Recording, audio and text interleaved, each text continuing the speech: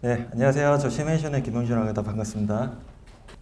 네, 저희가 그 공개 세미나는 사실 그렇게 자주 하는 편은 아닌데, 그래도 이제 매년 하려고는 노력을 하고 있습니다. 그래서 오늘 이제 공개 세미나에서 이렇게 좀 소개를 드리게 된 점을 상당히 어, 영광으로 생각하고요. 자, 첫 번째는 이제 저희 그 체크메이트라는 그 브랜드에서 초자동화 솔루션과 이제 미래 전략 부분을 설명을 드리려고 합니다.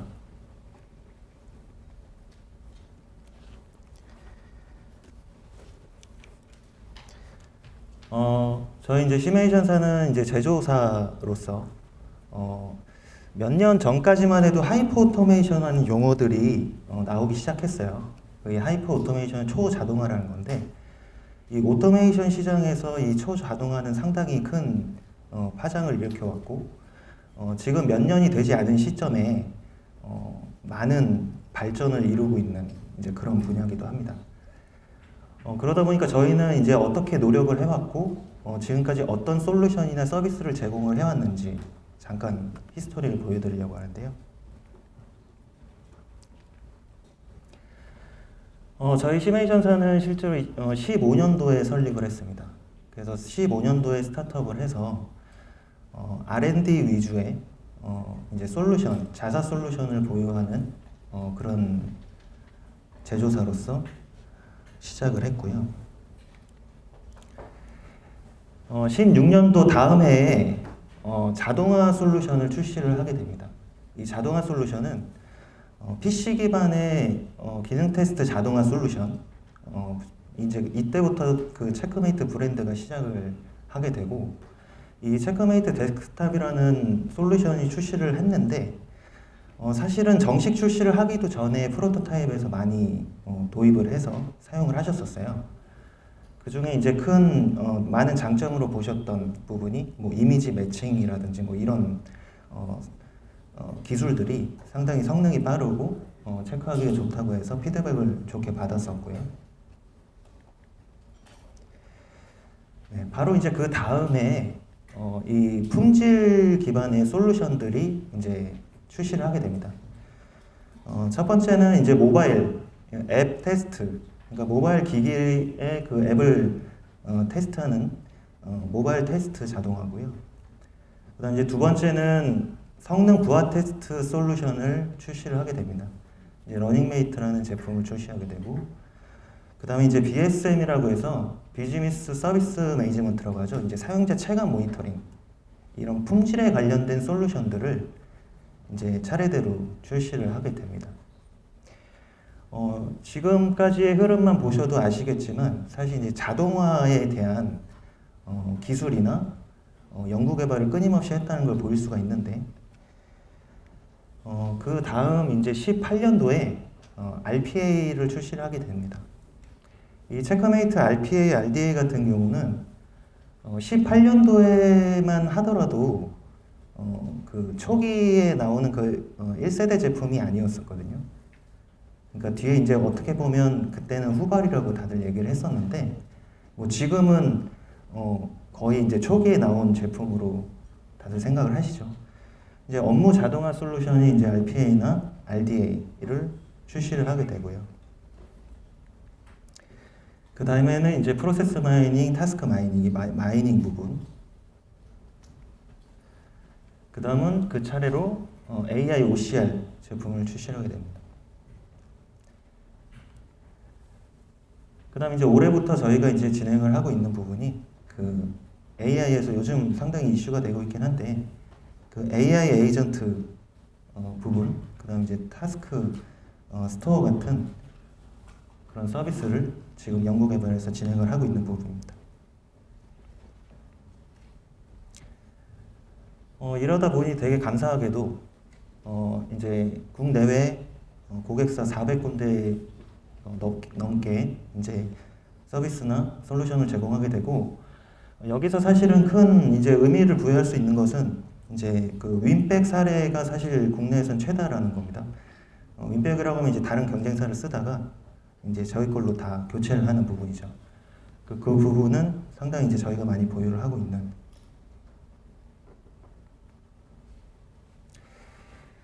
하이퍼 오토메이션이라고 하면은 필수 요소들이 있습니다. 이제 저희가 생각하는 필수 요소들이 첫 번째는 이제 AI OCR 부분, 이제 그 다음에는 마이닝, 그 다음에 이제 요즘에 상당히 이제 뭐 오픈 AI 시작으로 해서 그 LMM이나 여러 가지 시스템들이 필수 요소들이 된다고 합니다. 그래서 이 하이퍼 오토메이션의 필수 요소들을 저희는 서비스를 이제 제공을 하려고 하는데 어떤 그런 준비를 해왔고 노력을 했는지 좀 설명을 드리려고 합니다.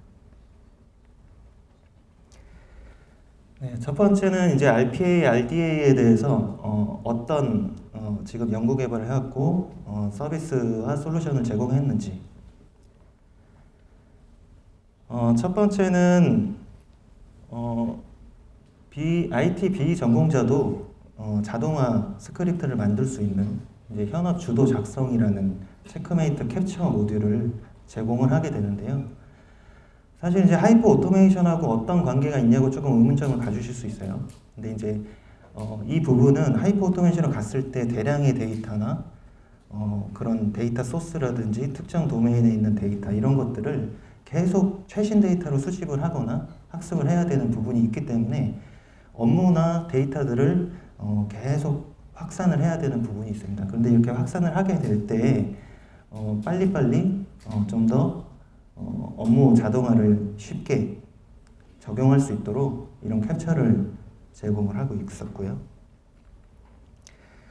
그 다음에 이제 확장봇을 통해서 이제 모바일 봇이라고 하는 이제 모바일 봇을 내놓게 됩니다. 이 모바일 봇 같은 경우는 이 모바일에 있는 뭐 데이터들, 뭐 모니터링 용도로 쓸 수 있고, 뭐 다양한 인더스트리에서 사용을 할 수 있는 그런 확장봇인데, 서비스 모니터링 같은 업무에도 많이 사용을 하게 되고, 뭐 2차 인증 업무라든지, 반자동 업무, 뭐 여러 가지 업무들을 사용할 수 있는 이제 그런 확장봇이고요. 그 다음에 이제 비전 모듈인데요. 이제 비전 모듈 같은 경우는 뭐 기술적으로 잠깐 말하면 그냥 이미지를 오브젝트화 하는 건데, 이 이미지에 대한 이제 관계도 형성을 자동으로 AI 모듈이 관계도 형성을 해주고, 기존에 있던 이미지 매칭의 문제점들을 보완할 수 있는 이제 그런 비전 모듈인데, 이 비전 모듈이라고 하는 것은 상당히 이제 하이퍼 오토메이션이나 AI 에이전트에서 중요한 역할을 할 수가 있는 거죠. 그러니까 사람이 보이는 대로 처리를 해야 되는 그런 부분이 있기 때문에 이런 비전 모듈을 저희가 보유를 하고 있고요. 장점은 이제 뭐 외부망이나 뭐 외부 API가 되지 않아도 그냥 이미지 파싱으로만으로도 회사망에서도 사용할 수 있는 장점이 있습니다. 네, 그 다음에 이제 뭐 멀티스페이스라고 하는 기능이 있는데, 뭐 쉽게 말하면 한 PC에 그냥 담당자가 업무 보는 도중에 그냥 백그라운드나 다른 같은 PC의 세션에 돌리는 거예요, 자동화를. 이것도 이제 나중에 개인 비서라든지 뭐 LMM과 붙여서 실제로 자동화를 수행하든지 이런 요건들이 나왔을 때 상당히 큰 확장성과 유연성으로 연결이 될 것 같습니다. 그래서 이런 멀티스페이스 기능을 제공하고 있고,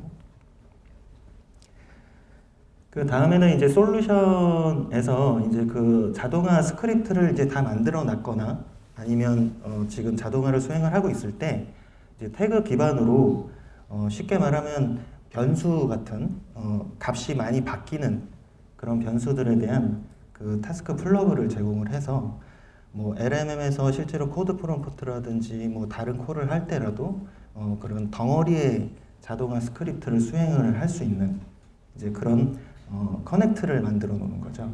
그러다 보니까 이런 하이퍼 오토메이션이나 AI 에이전트에서 큰 활용도가 있을 것으로 생각이 듭니다. 네. 다음은 이제 AI OCR 모듈이 있으니까 이제 자동화에서는 뭐 예를 들면은 그냥 화면을 텍스트 기반으로 그냥 검색해서 액션을 수행할 수 있는 게 되는 거죠. 그래서 뭐 챗봇이나 아니면 LMM이나 이런 프론트 단에서 실제로 커넥트 연결하게 되면 단일의 그냥 액션을 비롯해서 명령을 텍스트 기반으로 날릴 수 있는 그런 이제 모듈을 제공을 했었습니다.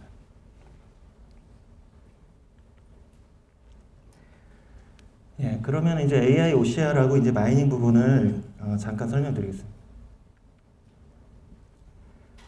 자, 그럼 RPA하고 AI OCR이 만나게 됐을 때 시너지가 분명히 있습니다. 그래서 AI OCR은 뭐 잘 아시다시피 문서나 이미지 기반에서 텍스트를 추출해내는 거잖아요. 근데 이게 RPA하고 만나게 되면 CDA 산업이라고 해서 이제 인지 문서 자동화, 그래서 문서에 대한 업무들을 좀 더 자동화 연결시켜서 원활하게 처리할 수 있는 업무들을 할 수 있게 되고요. 그 다음에 뭐 캡차 같은 자동 입력 방지 이런 것들도 해결을 할 수 있다 보니 효율성이 증대가 되고, 저희가 사실 중요하게 하는 것은 RPA 시스템에 AI OCR이 연계가 됐든 이 빌트인이 돼야 된다고 생각을 합니다.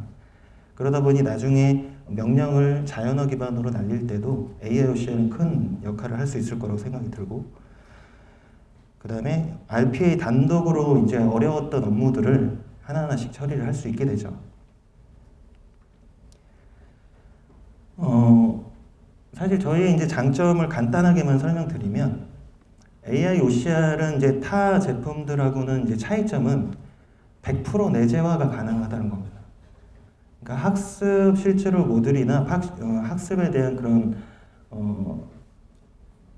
모듈들을 다 제공을 하고 내재화로 해서 안에서 다 학습을 할 수 있게 되어 있고, 이 AI OCR 기능을 API로 다 제공을 해서 여러 군데에서 사용을 하실 수 있도록 제공을 하는 시너지를 볼 수 있겠습니다. 네. 다음은 이제 마이닝을 설명드릴 텐데요. 이 마이닝 같은 경우는 사실은 국내 예전부터 거의 초기 이슈가 조금씩 나오긴 했지만 프로세스 마이닝하고 타스크 마이닝이라는 차이가 좀 있습니다. 그래서 프로세스 마이닝 같은 경우는 로그 기반으로 전체 그림을 그려서 뭐 어느 부분에서 이탈자가 어떻게 생기고 뭐 이런 것들을 이제 본다면, 이 타스크 마이닝 같은 경우는 실제로 PC에 있는 액션 기반을 대상으로 해요. 그러다 보니까 그 액션 기반을 대상으로 하다 보니까 좀 더 행동 기반에 있는 그런 통계 데이터를 가지고 상세한 그 RPA 대상을 선정할 수 있는 장점이 있고, 여러 가지 활용도가 있는데 RPA 또 스크립트로도 변환이 가능하고, 그러다 보니까 기존에 운영 중인 RPA 업무들도 그대로 변환을 할 수 있는 활용도 있고요. 그 다음에 RPA 스크립트의 뭐 재개발 같은 거 할 때 필요성, 이런 것들이 효율성, 이런 것들을 시너지로 볼 수 있겠습니다. 물론 이제 요즘 이제 얘기 많이 나오고 있는 이제 내부 통제 같은 업무 영역에도 활용을 할 수 있을 거라고 생각 들고요. 네, 그래서 이 마이닝은 프로세스 마이닝, 타스크 마이닝 개념 그림입니다. 그래서 이제 전체 프로세스 마이닝에서 이 타스크 마이닝이 하나의 액션 기반이라고 보시면 됩니다. 그러다 보니 좀 더 상세하고 명확한 RPA 또는 자동화 업무 대상 선정을 할 수가 있겠습니다. 네, 다음은 이제 AI 에이전트 부분을 설명을 드릴 텐데요. 사실 이제 뭐 국내에도 사실은 파급 효과가 되게 많았었고, 이제 챗 GPT의 출현으로 많은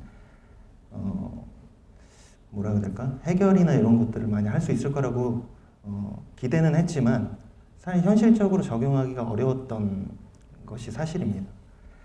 이제 그 이유는 실제로 LMM이 학습량이나 이런 뭐 결과나 이런 것들은 되게 좋지만 실제로 그 퍼블릭한 그런 데이터들, 그다음 특정 도메인에 있는 데이터, 예를 들어서 사내에 있는 그런 데이터들, 그런 결과를 이제 보여주기가 좀 어려웠었고, 그러다 보니 이제 여러 가지 이제 용어들이 나오게 되고 활용도가 나오게 되는데,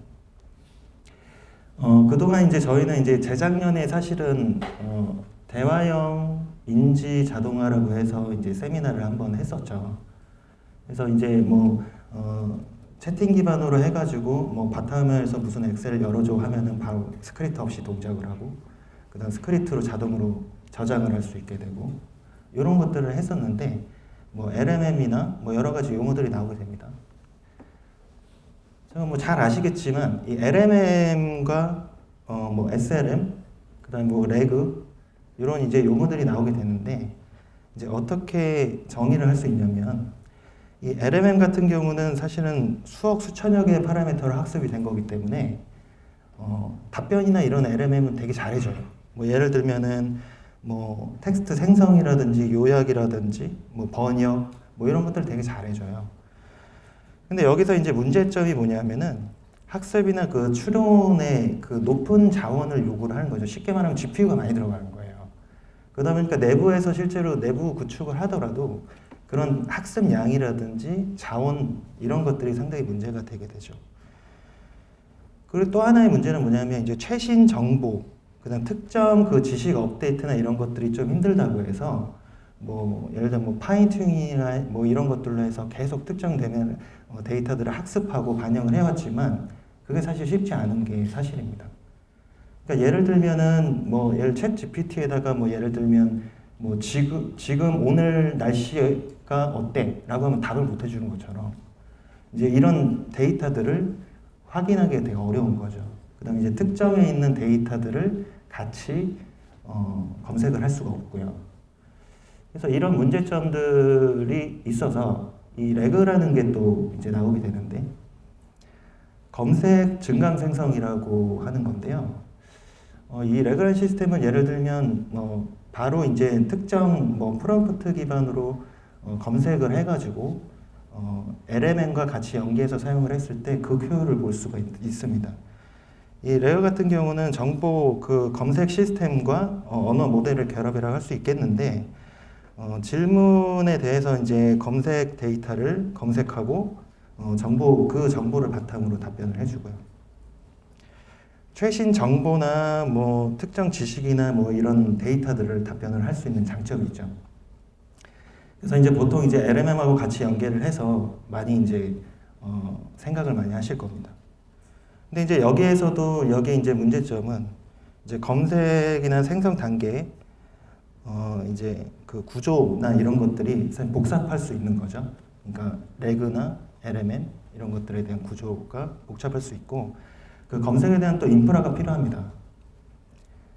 그리고 옆에 이제 오른쪽에 보시는 건 SLM은 이제 뭐 아시다시피 LMM의 이제 작은 버전이라고 보시면 됩니다. 그래서 요즘 뭐 온디바이스 AI 뭐 이래가지고 많이 얘기하는데 이제 수백만에서 뭐 수억 개 정도. 그래서 기본적인 NLP 작업을 수행할 수 있고, 그다음에 뭐 적은 학습이나 추론에 적은 자원을 요구합니다.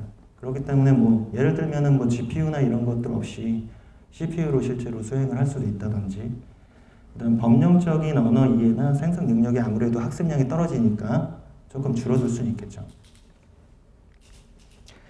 자, 그럼 이제 RPA하고 만났을 때는 어떤 시너지를 볼 수 있냐면 뭐 데이터 활용의 극대화라든지 뭐 경쟁력 강화, 생산성 향상, 뭐 효율적인 데이터 처리 분석 뭐 이런 것들은 다 이제 대충 느낌이 오실 겁니다. 그래서 리스크 관리, 규제 군수, 뭐 비용 절감, 운영 효율들을 볼 수 있겠는데, 자 그럼 한번 이제 어떻게 요청이 되고 답을 주는지 한번 뭐 여러 가지 아키텍처가 있겠지만 그 중에 한번 보겠습니다.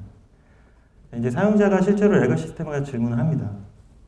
그럼 이제 레그 시스템에서는 이 질문들을 다 이제 의미 있는 파싱을 해서 실제로 특정 도메인에 있는 데이터, 그다음 벡터 DB 뭐 이런 데이터에서요 실제로 데이터를 조회를 하고, 그다음에 여기에 이제 RPA가 들어가 되는 거죠. 이 RPA 같은 경우는 물론 이제 앞전에 RPA 잠깐 구성을 설명드렸지만 뭐 예를 들면은 커넥트라든지 실제로 지식 기반의 태그 스크립트라든지 코드 프롬프트라든지 이런 연계 부분이 준비가 되어 있어야 할 건데, 이런 RPA에서 실제로 자동화를 또 수행을 한 데이터들 아니면 실시간으로 조회하는 데이터들 이런 정보들을 대상으로 레그 시스템이 다시 정제된 데이터를 받습니다.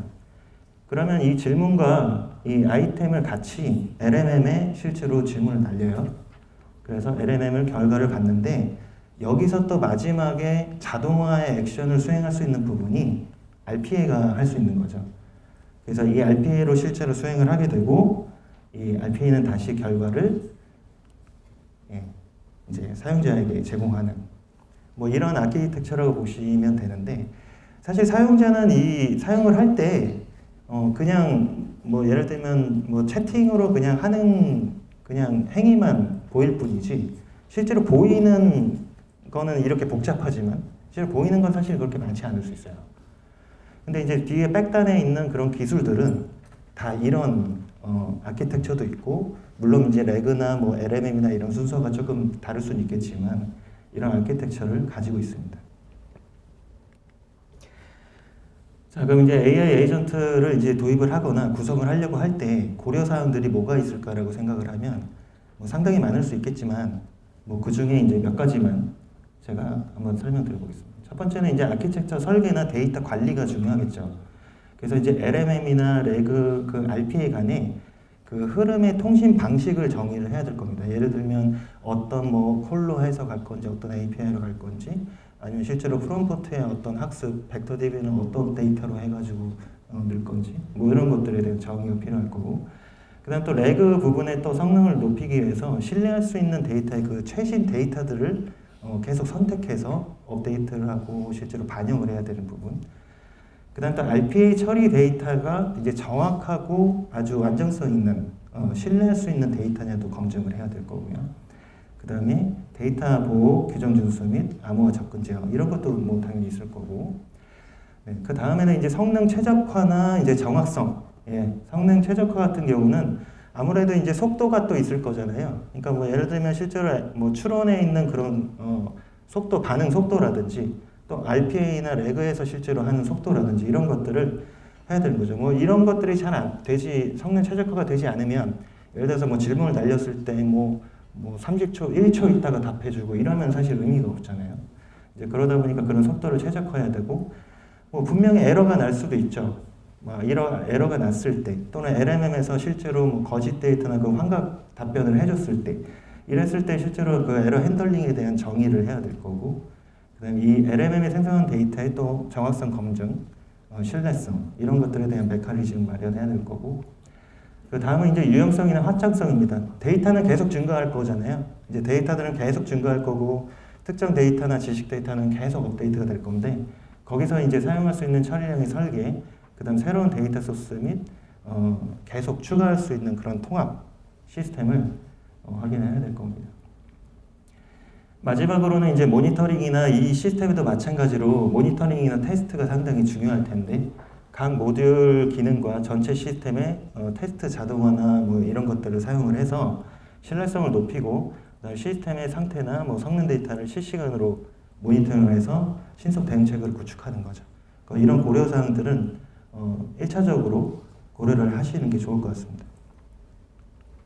자, 그럼 사례를 한번 볼까요? 실제로 첫 번째 사례는 뭐 금융으로 따지면 금융보고서 작성 사례라고 보시면 될 것 같습니다. 뭐 예를 들면 스텝별로 뭐 스텝의 차이는 좀 있을 수 있겠지만 첫 번째 스텝을 한번 보면 자, RPA가 실제로 합니다. 뭐 실제 내부 데이터나 외부 소스 데이터들을 자동으로 수집을 해요. 이 RPA 같은 경우 내부 데이터 같은 경우 뭐 예를 들면은 뭐 월간 보고서라든지 손익계산서라든지 뭐 대체대조표 이런 기업에 있는 정보들을 또 조회를 해가지고 하고, 그다음 외부 소스 같은 경우는 뭐 요즘에 최신 그 분야의 시장의 동향이라든지 뭐 이런 정보들, 경제 지표라든지 이런 것들을 계속 수집을 합니다.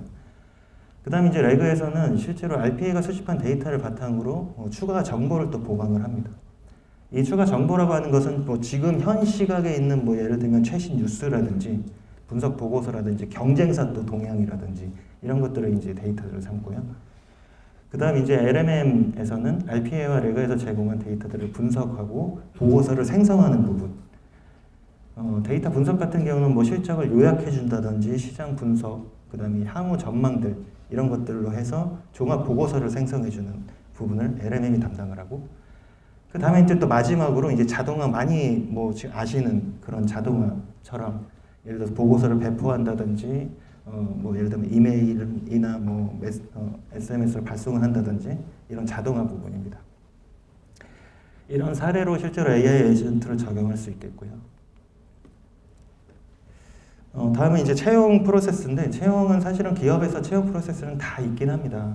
그래서 채용 프로세스 하나 이제 사례를 가지고 왔는데요. 첫 번째 실제로 스텝에서는 이 뭐 예를 들어서 뭐 지원자들이 이제 채용 지원자들이 지원을 하잖아요. 이 지원을 하면은 이 RPA는 지원서들을 싹 수집을 합니다. 뭐 쉽게 말하면은 그냥 일반 뭐 예를 들어서 크고 작은 기업마에 따라 다를 수 있겠지만 뭐 예를 들면 잡코리아, 뭐 인코르트, 뭐 워커넷부터 해서 다 이제 수집을 합니다. 수집을 해서 실제로 이메일을 통해서 뭐 지원 오는 것들도 마찬가지고요. 이렇게 RPA 지원서 수집을 하고 그다음에 이 지원서를 이제 분류 및 내부 이제 인사 시스템에 입력을 해주는 또 자동화 RPA가 수행을 하는 거죠. 자, 그럼 두 번째는 이 지원서를 이제 다 받았으면은 평가 분석을 하는데 이 지원서에 대한 평가는 이제 LMM이 또 할 수가 있는 거죠. 그러니까 이력서를 분석하고 뭐 주요 경력이나 뭐 기술, 자격증 정보들을 실제로 추출해가지고 평가를 내리는 부분.